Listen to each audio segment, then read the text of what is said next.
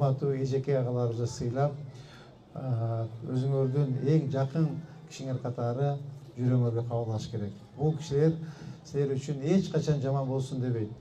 Жүрөгүндө болгон сүйүүсүн, жүрөгүндө болгон бардык жакшылыктарын урматтуу эжеке агалар силерге арнайт.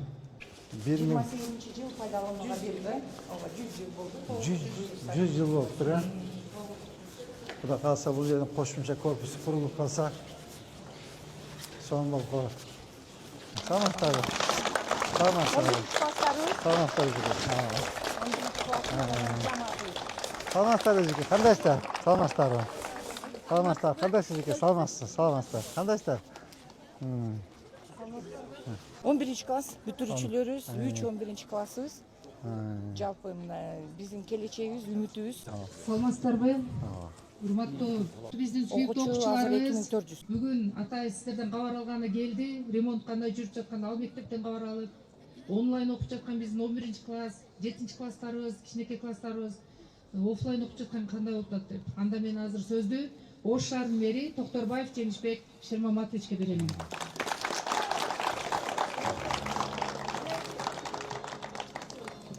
Саламатсыздарбы, урматтуу ага эжекелер, урматтуу менин жакшынакай балдарым, кыздарым, урматтуу окуучулар.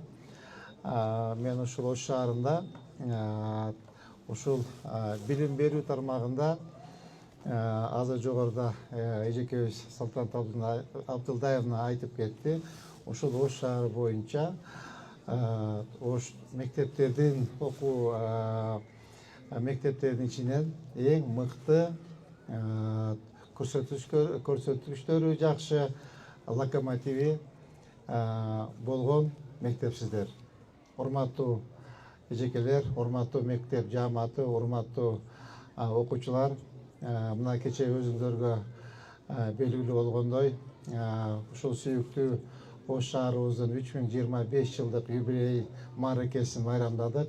Мен сиздерди өзүм атыман, жеке үй бүлөмдүн атынан, мэриянын атынан, жалпы эле шаардыктардын атынан ушул майрамыңыздар кут болсун. Ошондой эле мына кечээ коомдук ишмер Алымбек Датка атабыздагы 225 жылдык мааракеси болду. Ал мааракеси менен сиздерди куттуктайм. Урматтуу мектеп жааматы, урматтуу окуучулар, мен орун басарым Салтанат Абдылдаевна айтып кетти. Мектептин сиздердин Ломоносов мектептин тагдыры боюнча кандай болот? Ошол боюнча кыска токтолуп кетти. Андан сырткары ушул азыр мен жаңы эле директор эжекебизден сурадым, кандай кылсак жакшы болот, кандай кылса ошо мектептин жааматына, биздин окуучуларга бойлуу мындай благоприятный условияны түзүп берсек кандай болот деп сурадым. Азыр эми бул жерде мектептин эскилиги аябай жеткен, 1926 жылы курулган мектеп, 28 жылы жанагы вот болгон, ровно 100 жыл болуптур. 100 жыл мектептин эскилиги жетип такыр жарабай калган. Мен жанагы рейд учурунда да келип, ушул жерде үстүнө чыгып, МЧСти чакырып, Гаскадан чакырып, заключение жазып беришкен, что к эксплуатации не пригоден депчи. То есть бул мектептин баарын снос кылып, жаңыдан мектеп курууш керек. Мен проектлерди жазып, баягыда бүтүп калдык, жаңы 2-3 корпус снос болот, алабыз ордуна жаңы татынакай заламанбап мектеп курабыз. Кудай кааласа, мынабы либо декабрь айларынан бүтөт, буюрса бүтсө, шартка карап көрөбүз, мындай кышка карап көрөбүз. Кыш жеңилирээк болсо, мына снос иштерин баштап даярдай беребиз. Эгер кыш мындай ызгардуураак, катуураак болуп калса, анда лучше эрте жазда баштаганыбыз макул деп ойлойм. Азыр убактылуу сиздерди, урматтуу мектеп жааматы, урматтуу окуучулар, ошо жанагы кайрылуу мектеп бар да, Ататынакай кылып ремонту бүтүп калды. Убактылуу ошол жакка көчүрүп турабыз. Убактылуу ошол жакка барып окуп турасыңар. Анан да көрөбүз. Эгер ушундай эле жок, биз мектебибизди бербейбиз, мектебибизди сүйөбүз, ошол жерден биз жылбайбыз дей турган болсоңор, анда кайтып силерди көчүрүп келебиз. Может, те мектепти полюбите, мектепти жактырып калсаңыздар, ошол жакта каласыңар. Жок, именно ушул жер Ломонос, ошол биздин мектепке кайтып келебиз десеңер, анда карап көрөбүз. Макулбу? Муну силер менен кеңешебиз. Пока сарсана болбоңуздар. Бул маселе чечилет. Главный, силерди мен билем, бул жерде мыкты мугалим эжекелерибиз бар, мыкты биздин окуучу балдарыбыз бар. Мен ушу Фейсбукка анча-мынча кирип калам. Ошол Фейсбуктун бүтүүчүлөрү да мага жазып калат: "Агай, ушундай маселе болуп калыптыр, тийбейле коюңуз" депчи. Макул, сүйлөшөбүз, кеңешели дедик. Так, урматтуу мектеп жааматы, урматтуу эжеке, урматтуу окуучулар, мына кече урматтуу президентибиз Ош шаарына келип, мынакей туубузду көтөрүп берди. Кыргызстаныбызда эки эле бийик туу бар. Биринчиси Бишкек шаарыбызда турат, 100 метр, экинчиси мына бизде Ош шаарында 95 метрлик туубузду урматтуу президентибиз өзү келип, колун көкөрүнө коюп, кырдап, кимдирдап туубузду көтөрүп берди. Мен ойлойм, урматтуу шаардыктар, урматтуу мектеп жааматы, бул дагы урматтуу президентибиздин Ош шаарына болгон сүйүүсү, Ош шаарына болгон ушу камкордугу деп ойлойм. Анткени ушул акыркы эле 7-8 айда урматтуу президентибиз 3 жолу келип, мына Ош шаарында болуп кетти. Ошол урматтуу президентибиз ошол сиздердин Кудай кааласа мына эртең мугалимдер күнү майрамыңыздар, ошо майрамды утурлап келип калды. Мага тапшырма берип кетти. Ошол мен мугалимдер күнүнө мындай интерактивный доска ала келдим элем Ош шаарына. Ошол өзүңөр карап, мыкты мектептерге тандап, мына менин атымдан билет кылып тапшырып кое деп тапшырма берди. Урматтуу мектеп жааматы, урматтуу окуучулар, мынакей урматтуу президентибиздин билегин ала келдим. Сизге тапшырып коюуга уруксат этиңиздер.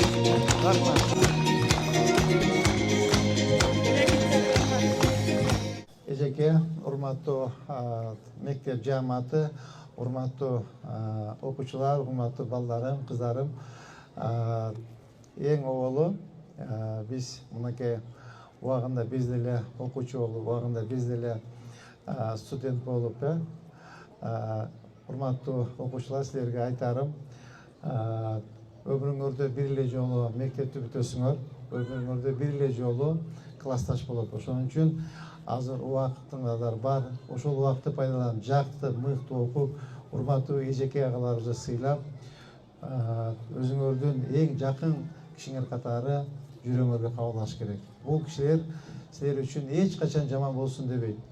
Жүрөгүндө болгон сүйүүсүн, жүрөгүндө болгон бардык жакшылыктарын урматтуу эжеке агайлар силерге арнайт.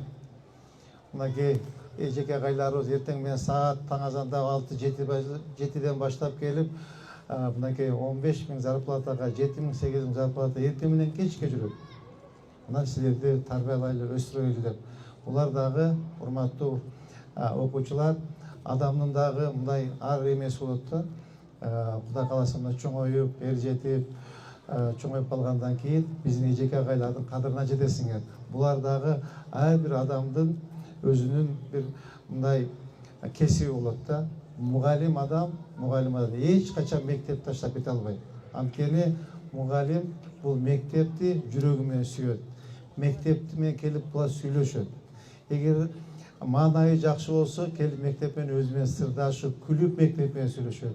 Эгер жүрөгүндө ый болсо дагы келип мектепке ыйын айтат. Ошон үчүн мугалим деген бул мында анча-мынча адам мугалим болуп балдарга тарбия бере албайт. Ошон үчүн урматтуу окуучулар, силерге айтарым, азыр убакыт мынакей 11-класста Кудай кааласа мына 1 жыл калды бүтүшүңөргө.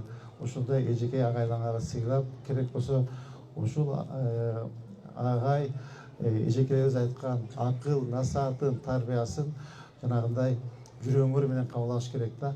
Эми анча мынча үйдө төмөн болот балдар, анча мынча үйдө төмөн болот.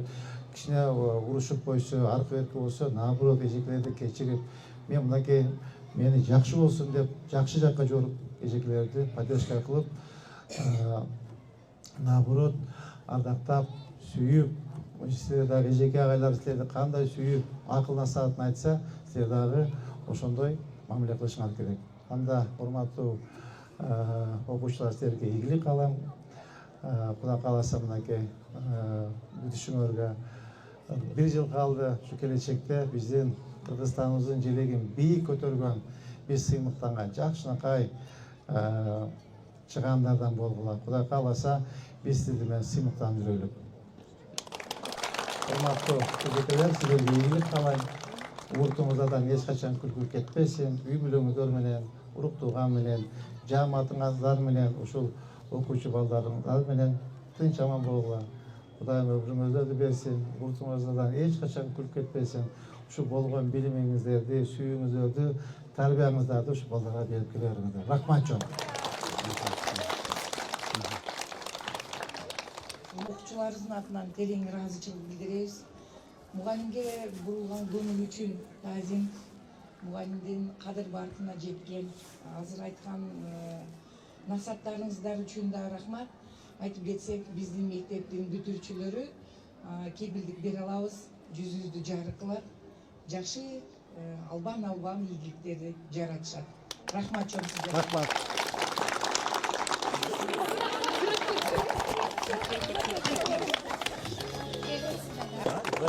Мы вам гордимся вами, ребята. Молодцы. Рахмат. Рахмат, красавчиктер. Балдарым, азаматсыңар. Азаматсыңар. Эжеке жакшы, аман болуңуздар. Кеттик, Баптыр болуп жакшы. Баптыр жакшы. Алтын кызым. Алтын кызым. Алтын кызым. Алтын кызым. Алтын кызым.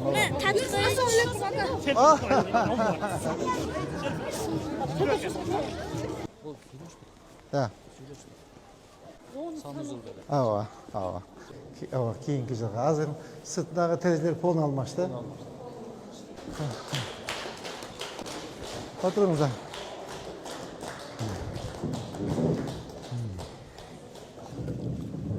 Азыр кабар алып коюнда канча иш калды деп келип отурат.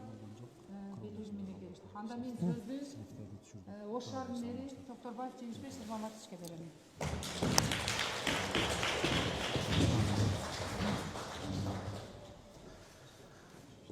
Саламатсыздарбы, урматтуу эжеке, урматтуу мектеп жааматы, урматтуу агайларыбыз, урматтуу эжекелерибиз. Сиздерди мынакей кечээ эле сүйүктүү Ордолу Ош шаарыбыздын 3025 жылдык мааракеси болду.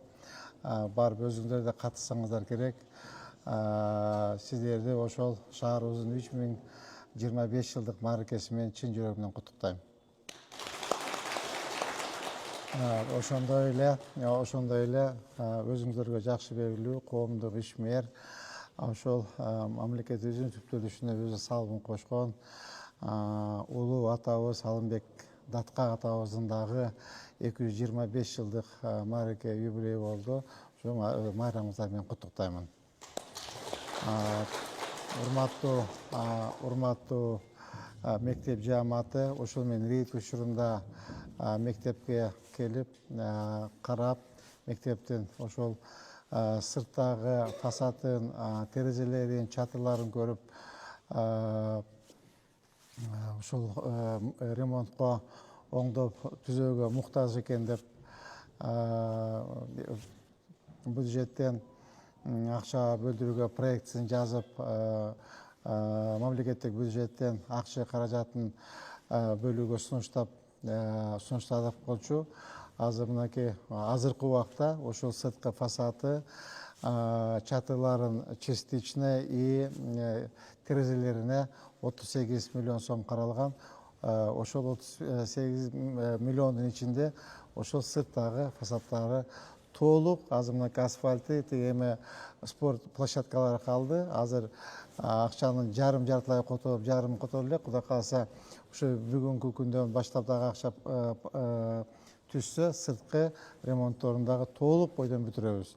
Андан сырткары мына ичиндеги эшиктерин дагы эскилиги жетип калыптыр. Кудай кааласа эшиктерин дагы полностью мына келерки жылы каникулга чыккан мезгилиңиздерде полностью эшиктерин дагы жаңылап, которуп, ремонттон чыгарабыз. Урматтуу мектеп жааматы, мына кече урматтуу президентибиз Садыр Нуркожоевич Ош шаарыбызга келип, мынакей желегибизди, туубузду көтөрүп берди. Ошол жерде Кыргызстаныбызда эки эле бийик желек бар. Бири өсө Бишкек шаарында турат, 100 метр, экинчиси мына биздин урдоолуу, сүйүктүү Ош шаарыбызда мына кече койдук, бийиктиги 95 метр. Ошол желегибизди өзү келип,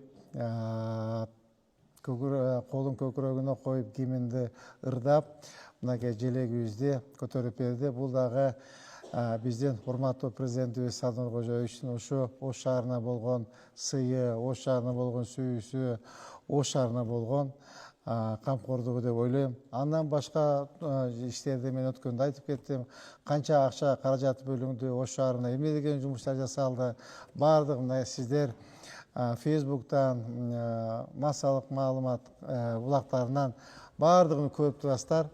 Кудай кааласа мынакей Ош шаарында абдан көп өзгөрүштөр болду, иштер болду. Эми мактанып айткандай болбойн. Өзүңөр мынакей көрүп, жүрөгүңөр менен туюп турасыздар.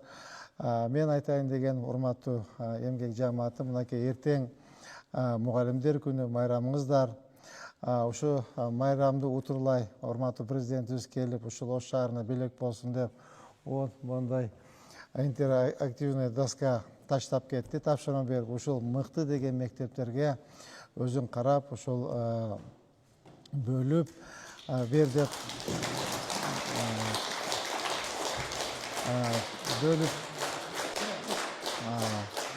ошол урматтуу президентибиздин тапшырмасын аткарып коюп, мынакей ошол президентибиздин белегин уруксат берсеңиздер, урматтуу эжекебизге тапшырып койсок, мынакей президенттин атынан 2 интерактивный доска белек.